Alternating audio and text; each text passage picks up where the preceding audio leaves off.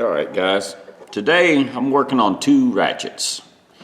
3/8 Craftsman. One's a V series. One's a VT. One's a 43784. One's a 44811. And the reason I'm doing both is I'm short on time. One I'm gonna give to a buddy at work, and the other I'll keep. And I'm not sure which one I'll do. Whichever's the nicest one, I'll keep for myself. So,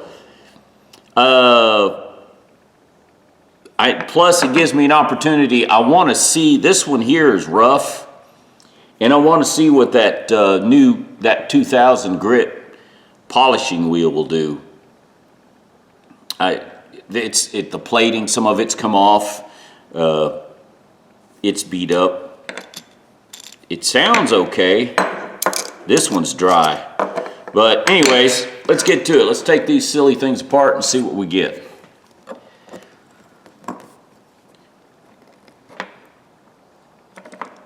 Oh, stuck, dirty. Yep. Packed full of dirt. All right, let's grab another little screwdriver here.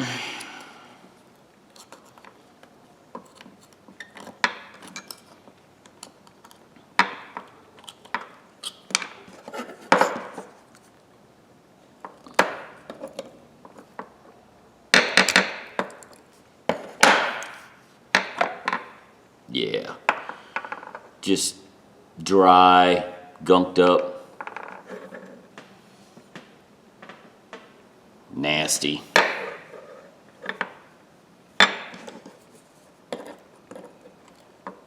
I think I paid $2 for this one I'm working on. I paid $6 for this one. This one came from the flea market. This one came from a pawn shop I normally don't go to. This one pawn shop, local, he sells a lot of musical instruments, a lot of gold, jewelry, and guns. He doesn't have a lot of tools. He does have good tools when he has them, and his prices are pretty fair. Like I said, $6 for a pretty decent Craftsman ratchet, you can't complain. I'm having difficulties because there's too much dirt in this thing. Just lift it up.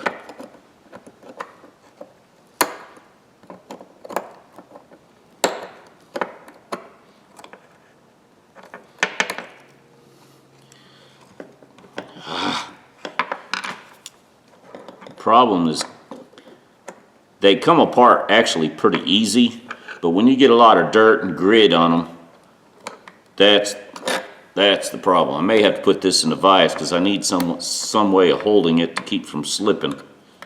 I think I got it up enough where it'll pop out. Yep. This is just cake. Oh, sorry. Just nasty, dirty. Now, there's a ball bearing in here. For those of you who have never had one of these apart, a lot of you have already seen this. Hold it down, put your thumb over the hole like that, because when you pull this out, it'll want to pop out on you. Just do it slow. Oh, the dirt. Come on, there it goes. There's the ball bearing. And there's a spring. There's the spring right there. Just like that. That needs a good thorough cleaning. That's just, I understand that some people think these tools last forever. It's kind of like an old Briggs & Stratton engine. They used to say, oh, run forever, never added oil to it. Well, it'll last longer if you take care of the stupid thing. All right, sorry guys, the camera was dying on me. They have to have maintenance. These, you just can't let them go like this. If you expect it to last a long time, take care of it. Man, this is stuck on there, it's so dirty. There, man. I don't know, guys. I'm a lot better with my tools. This one, we'll use the snap ring pliers.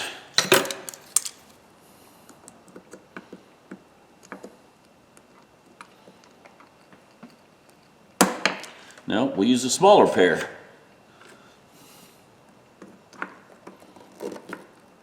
There.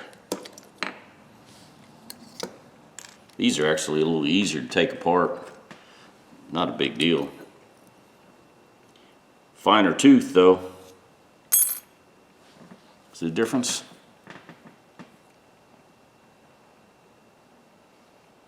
This one, the older one, take a lot more torque.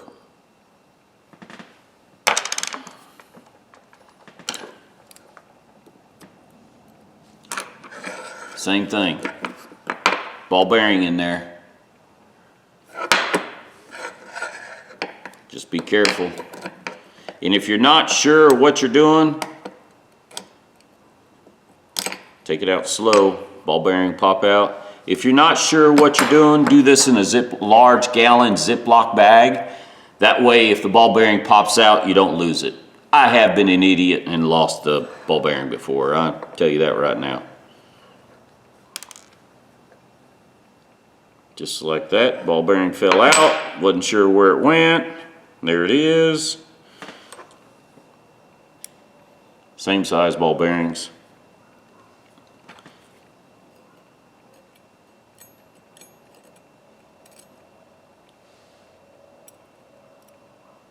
Springs, the spring on this one, the loops are a different size. I don't know what to call them, where it turns. I think, I don't know a lot about spring tensions and stuff, but I do know I have worked on door closures and stuff. You can adjust the spring tensions, and that spring looks different. So I would assume this spring is more tension, more pressure. Anyways, just something to look at. Dimension wise, they look almost the same size, except for this right here. The gaps in between, there's more tension. Anyways, I'll leave it on a magnet. That way I don't lose them. Let's see. Okay, this is a pop metal. Some of these have a plastic, but this one's like a little pop metal. And this one's dirty and rusty. Look at that inside there. Let's see, put these pliers up, get them out of my way. All right, little carburetor action cleaner. And I use carburetor cleaner for those of you just watch the channel or just coming. I use carburetor cleaner on everything. It's just what I do. It's what I was taught when I was a kid, and I still do it. There's all types of cleaners and stuff out there. You can use what you like. It's one of those things where it's handy. I got carburetor cleaner in my vehicles. I use it at work. I find carburetor cleaner, this stuff, I take locks apart when I rekey a lock or when I have to work on a lock. A lot of factory locks come with a heavy grease inside, and that's what I use to clean them, take them apart.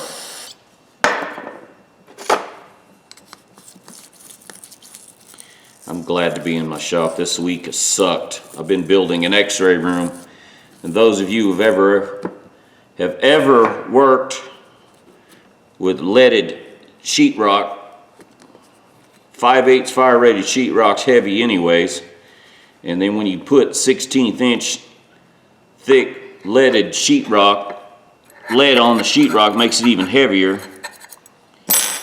And every screw hole, every hole you make, you have to plug it with a piece of lead. Every electrical outlet has to be wrapped or backed with a piece of lead. It gets tiresome, it gets old, it gets heavy. You don't like it after a while. Then I got a mold remediation project going at the same time. Now I was told when I go back to work, I got to work on another project because they want it done before the rest of the stuff. They're going to have to make up their mind. Either they want me to work on one job or finish one or what. Anyways, I'm griping. You guys can hear my gripe. I'm sorry.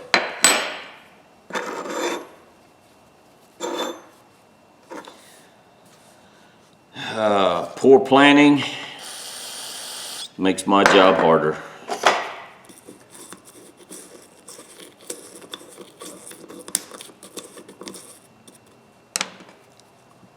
And of course, those of you that know an architect, vinyl wall covering, which some of you guys think is wallpaper, which is not, it's vinyl, sucks. It inhibits growth mold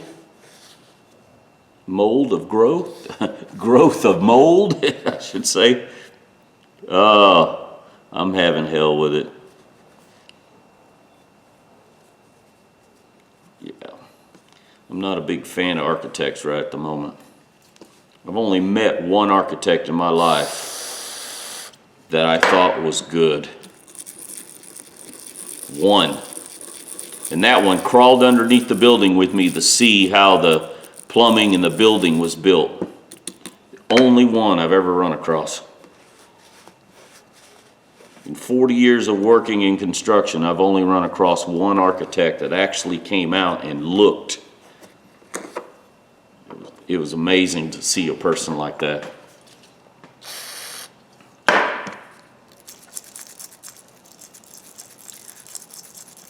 One architect I worked with once, all she thought about was pretty. It looked pretty. No idea. I don't know how she made it through architect school. I don't understand. Anyways, I guess it's every field has that.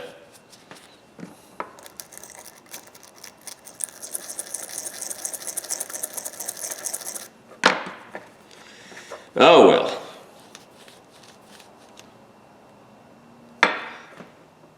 My legs are killing me from that sheetrock though, picking that stuff up.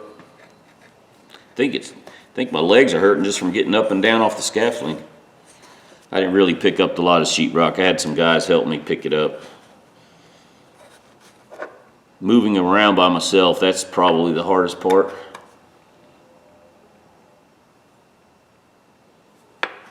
Man, this has got, I don't know what it is like caked on. I think it's just a combination of dirt and grease in there. Yeah, that's caked on in there.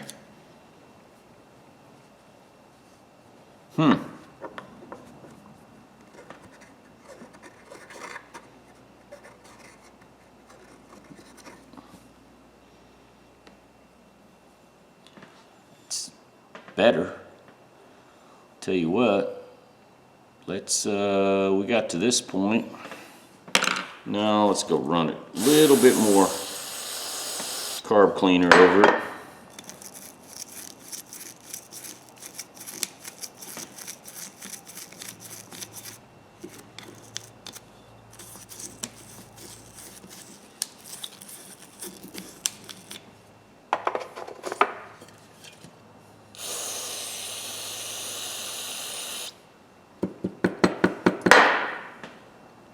That's better.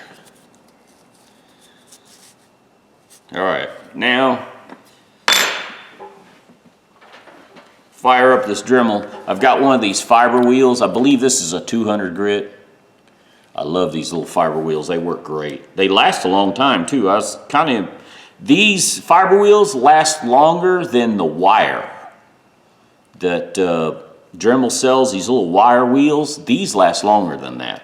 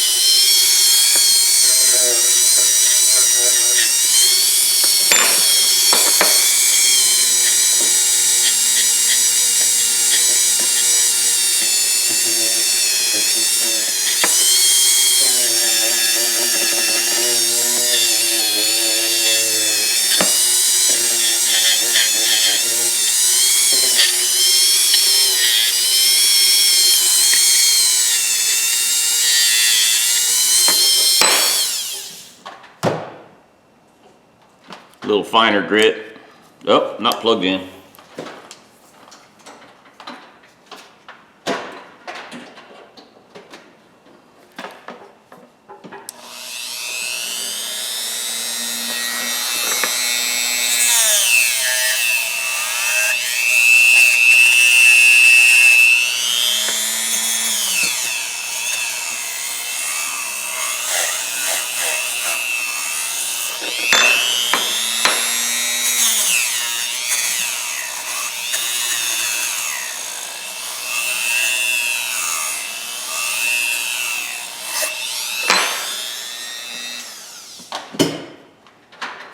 Switching again.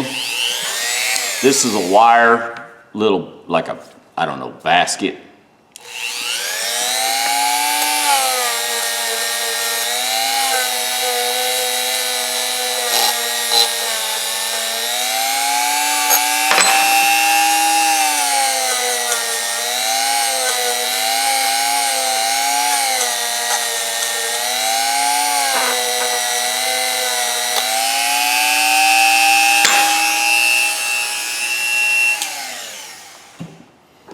All right, that's what I got now.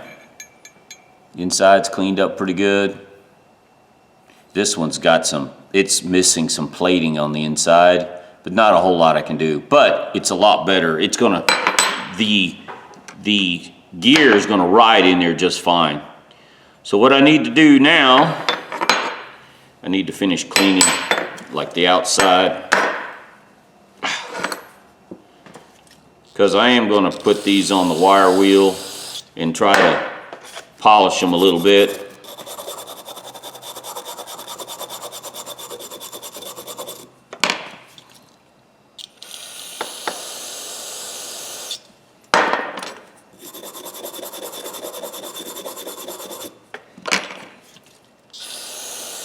Yeah, you can see there's a lot of old grease and dirt on these.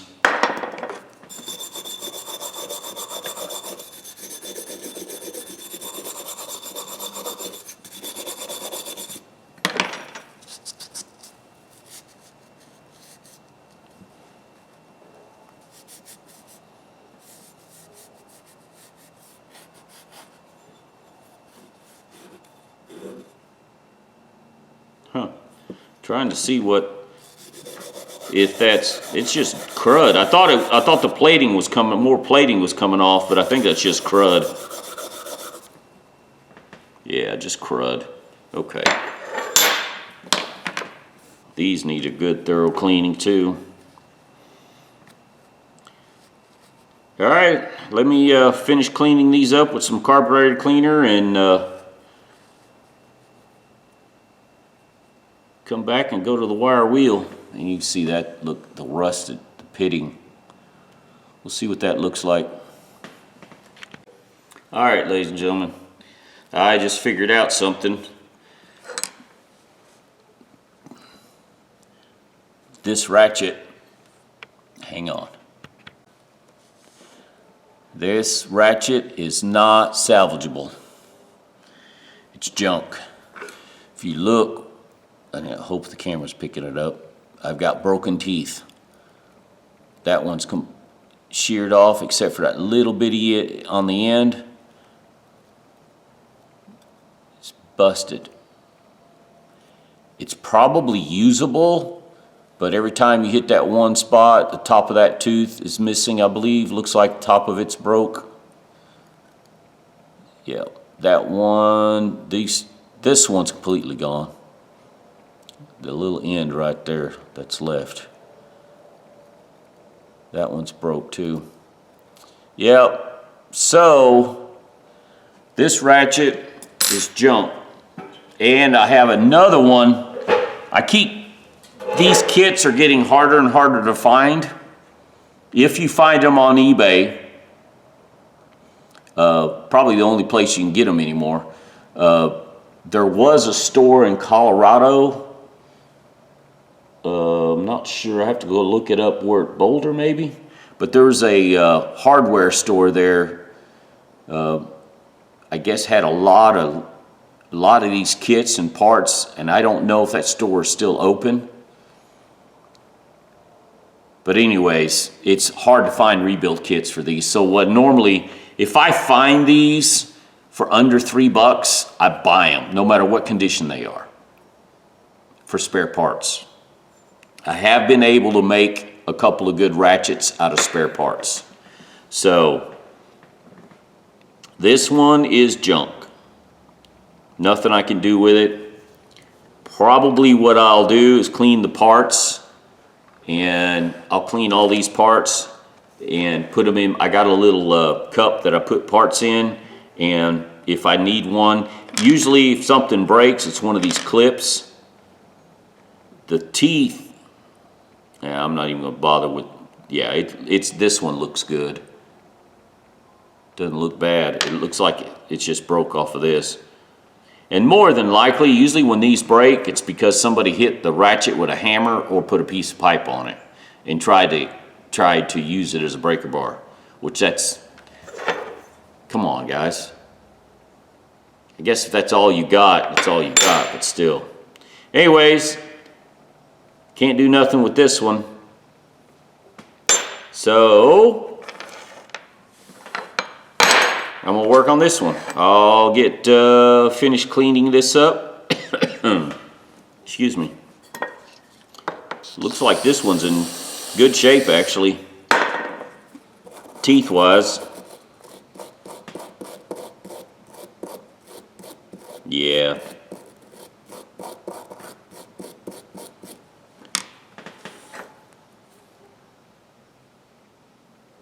Yeah, teeth are good.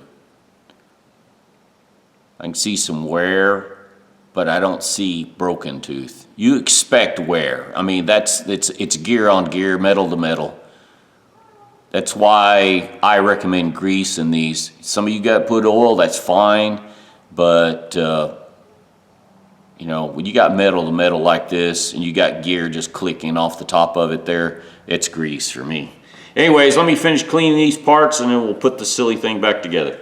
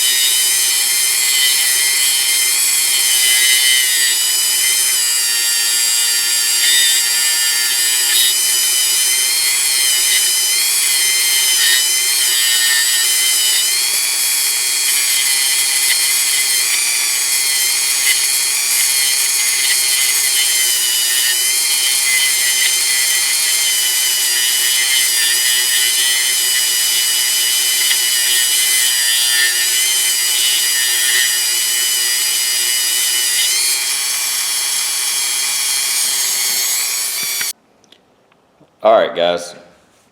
All I'm going to do is polish this top here and this part of it. I'm going to run it over this flapper wheel here.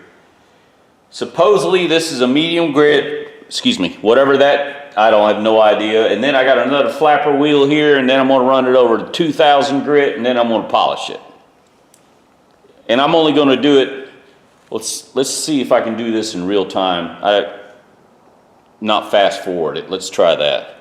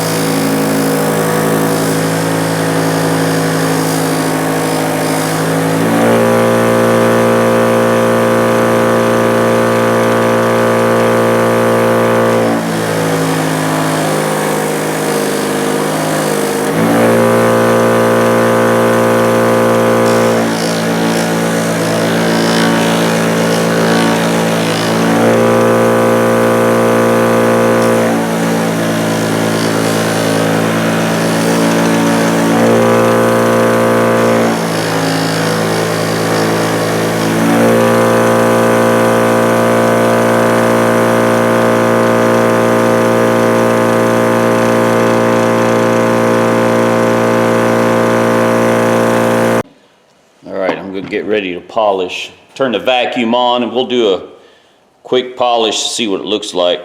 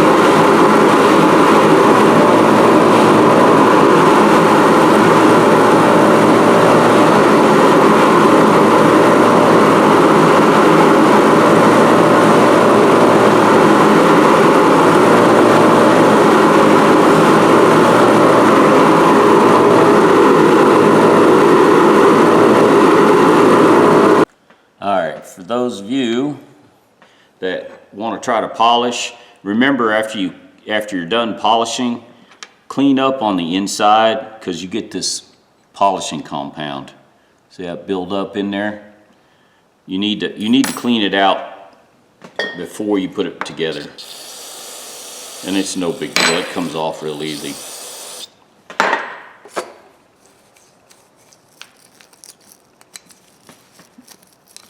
No big deal. But I just wanted, the polishing compound does build up a little bit, so get it off.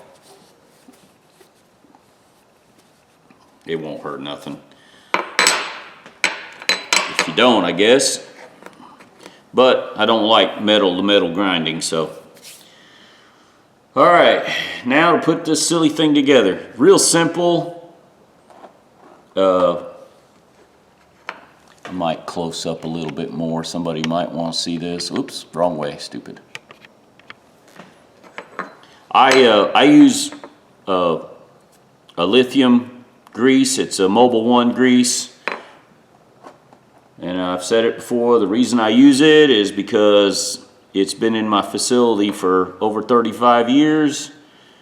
It's what we use. I can show you pump motors that were installed in 1991 that are still working and still using this stuff. So it has a reason with me. So now the spring in the ball bearing, if you want to run the ball bearing over some carb cleaner or a little cleaner or something over it in a towel, don't lose the ball bearing. I have lost it. Stick the magnet, stick the spring in there. Now, you can do this a couple of ways. Stick some grease on the top of that spring. take the ball bearing, just put it on top of that spring. Then I made a little tool.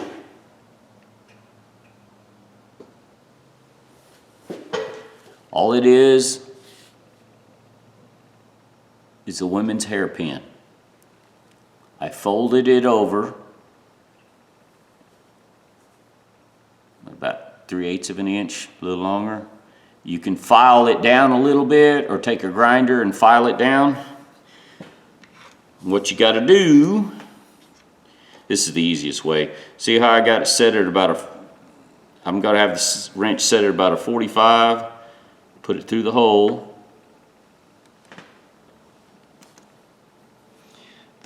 The selector switch is right here like this. The back of that selector switch fits in that diamond. Compress the ball bearing and the spring, don't lose it. Compress it down, drop this in there.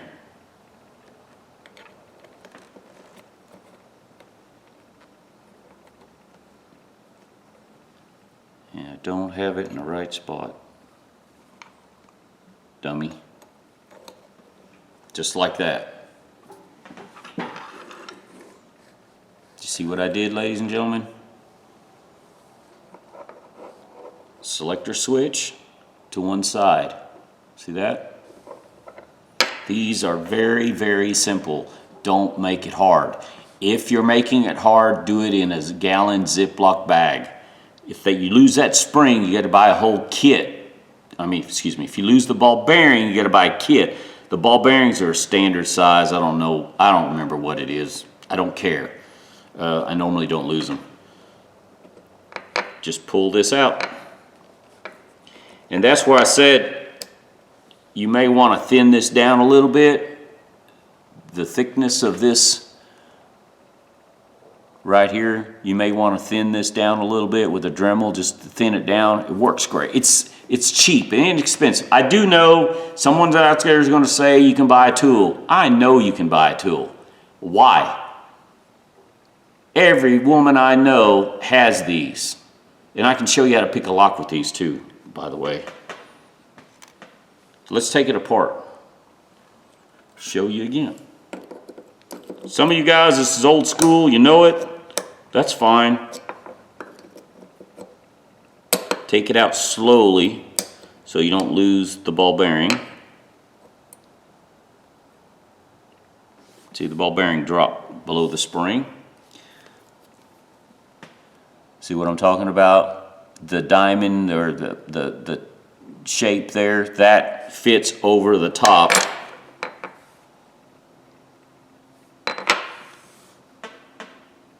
See that? That's why that goes together like this. This is your selector. That locks it in place.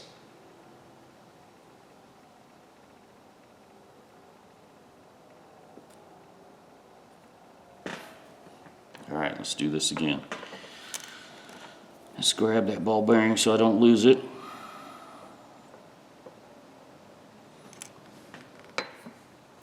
I'm gonna put the selector switch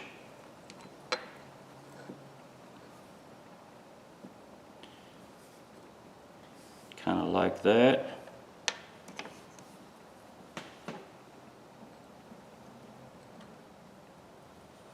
You know, it's hard for me to do it from that angle, so I'm gonna move it just a little bit. I think I moved the selector switch way too much. It'll find its way. Push the spring down, compress it down, push this in there. Got it. See? That's it. Nothing. It's really simple. There's nothing to it. And for those of you who have first taken one of these apart, you do not have to take this out.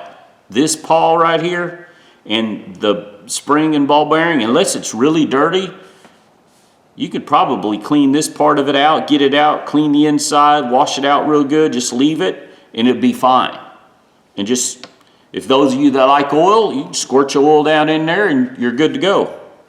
Personally, I like taking them apart. Just for me, because it's easier for me. I don't mind taking them apart, looking at them. If you don't take them apart, you don't know if you got a broken gear like that one. Now, I've got grease on the bottom of this, metal to metal contact. Put grease on the gear here, the big gear. Like I said, you guys, if you like that, there's that super lube that Snap-on uses for theirs. You can use anything. Mystic, use oil, whatever. Use what you like. If you're comfortable with it, use it. Personally, this is what I use, this Mobile One. Number one, it's name brand. Two, it's proven its longevity at work, where I work at. So, now drop this in. Normally, see how it's interfering? You got to turn the selector about halfway to move that pawl, and then it drops in. That simple. Now, you can see where the clip was at one time. See the marks on there? You can see the wear pattern on the inside. See the wear pattern? That's why I'm saying I like grease. Now, I do know grease will hold dirt, grit. So, yeah, every once in a while, if you drop it in the ground, that's another thing. You shouldn't be dropping it in the ground anyways. But if you drop it and you get dirt on it, take it apart, wash it out, carb cleaner, whatever you got, put it back together. It's real simple. You just drop that on there. I took the clip, I cleaned it with a little Dremel. These are very easy to put together. I wonder if I can put this in with these pair of pliers.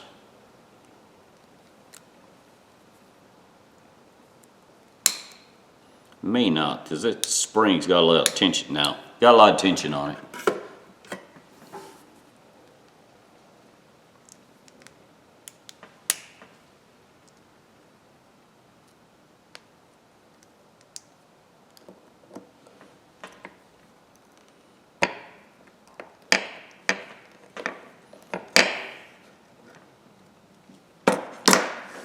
That's it, ladies and gentlemen.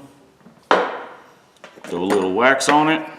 I put wax on my tools to shed water, help them keep them clean. Somebody made fun of me a while back, commented, why am I waxing tools?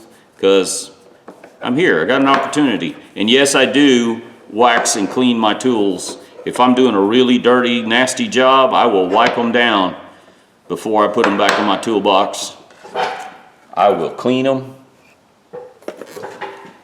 Tools for me make a living for me. They make me money or save me money. For those of you that throw them in a bucket and let them sit in the rain, back of your trucks, and I'm glad you can afford tools that much to buy them all the time. I don't do that with my tools. These are something you have to have.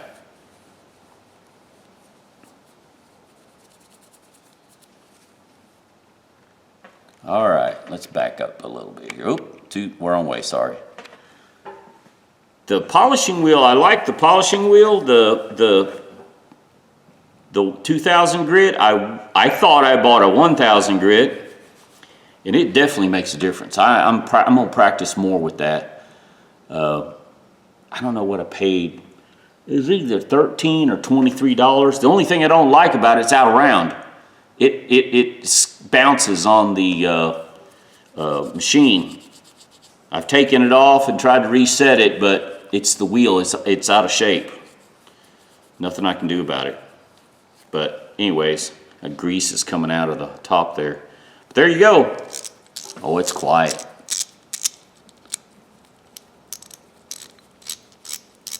Like it. I like it. Turned out really nice. Kind of looks brand new now. I mean, it really does look good. And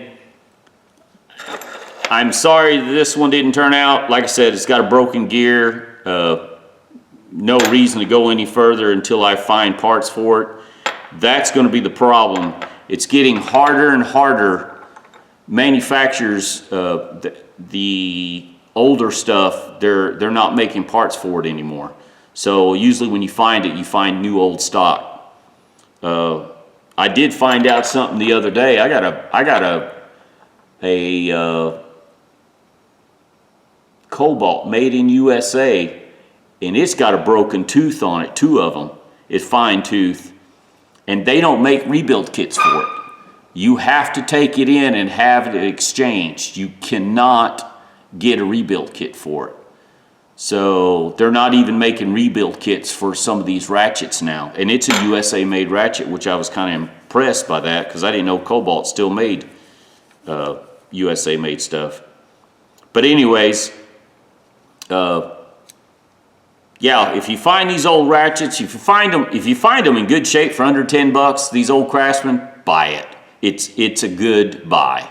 I actually, you know, some of the bigger, older ones with the flex head, the half-inch, you get up to $20. I'll pay $20 for a good flex head old Craftsman ratchet.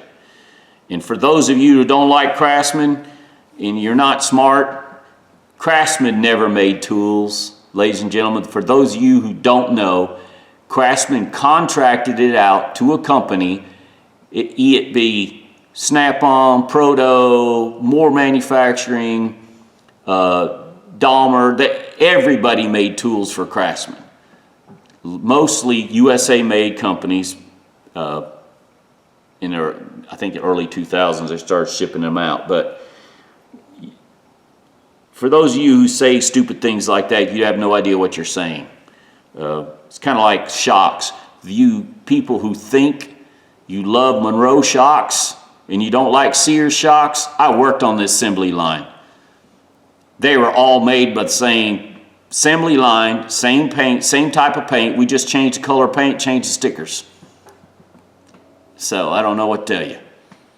Anyways, pick these old ratchets up if you find them. The older tools, Protos, Craftsman, the older Snap-on, the J.H. Williams made good stuff. There's a lot of old tools out there that you can buy for pennies on the dollar, and you can save yourself a little bit of money, if not a lot of money, especially if you're trying to put a good tool kit. For those of you trying to make your first kit for your first job, take a little bit of time and hunt these tools up. For those of you that got some hobbies, that you got lifelong hobbies that you want to keep doing, buy these old tools. They'll help you out. They're cheap. You save you some money. There's no reason to buy a new ratchet for $30 when you can buy an old one, a used one, for $2. Well, this one I paid $6, sorry. The $6 out of the pawn shop, it wasn't bad. I don't normally buy from this pawn shop, but this is the only ratchet he had in the shop. He doesn't carry a whole lot of tools. He deals in guns, gold, and musical instruments.